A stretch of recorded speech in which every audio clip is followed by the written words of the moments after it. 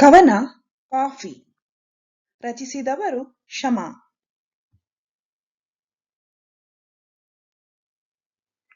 Coffee ಬರೀ ಲೋಟ ಮತ್ತು ದ್ರವ್ಯವಲ್ಲ, ಮನಸ್ಸಿಗೂ ದೇಹಕ್ಕೂ ಹುರಿದುಂಬಿಸುವ ಅಮೃತ.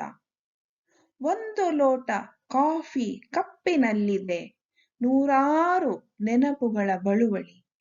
ಚುಮು ಚುಮು ಚಳಿ ಎಪ್ಪಿಸುತ್ತದೆ, ಬಿಸಿ ಬಿಸಿಯಾದ ಕಾಫಿಯ ಹಬೆಯ ಇಚ್ಛೆಯನ್ನು. ಪಿಸುಗುಟ್ಟುವ ಮನೋಲ್ಲಾಸ ಹೆಜ್ಜೆಗಳನ್ನು ತಿರುಗಿಸಿಯೇ ಬಿಡುತ್ತದೆ ಒಂದು ಲೋಟ ಕಾಫಿಯತ್ತ.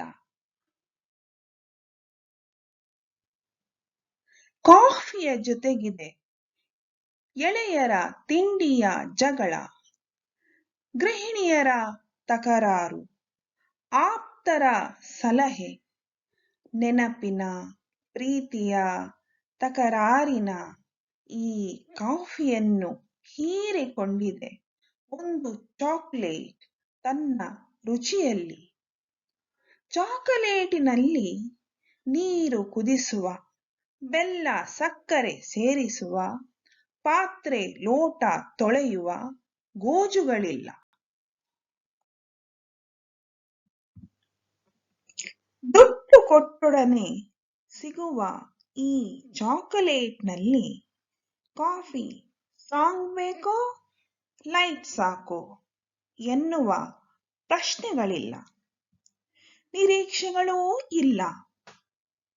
ಕಾಫಿ ರೆಡಿಯಾಗುತ್ತಿದೆ ಎಂದು ಕಾಯುವ ಪ್ರಮೇಯವೂ ಇಲ್ಲ. ಕಾಫಿ ಮಾಡುವರ ಕೈಗಳ ಮಾಧುರ್ಯವಿಲ್ಲ, ಬಾಂಧವ್ಯವಿಲ್ಲ.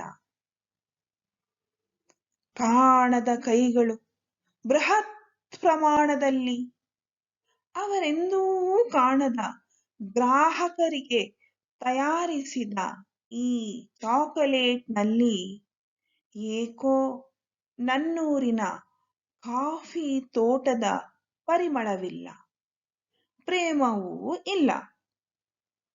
ಬಯಸಿದೆ ಮನ ಬೆಚ್ಚನೆಯ ನೆನಪುಗಳ ಛಾಯೆಯ, ನವಿರಾಗಿ ಕನಸುಗಳನ್ನು ಎಚ್ಚರಿಸುವ ನನ್ನ ಮಲೆನಾಡಿನ ಕಾಫಿ ತೋಟದ ಆ ಲೋಟದಲ್ಲಿ ತುಂಬಿಕೊಳ್ಳುವ ಕಾಫಿ.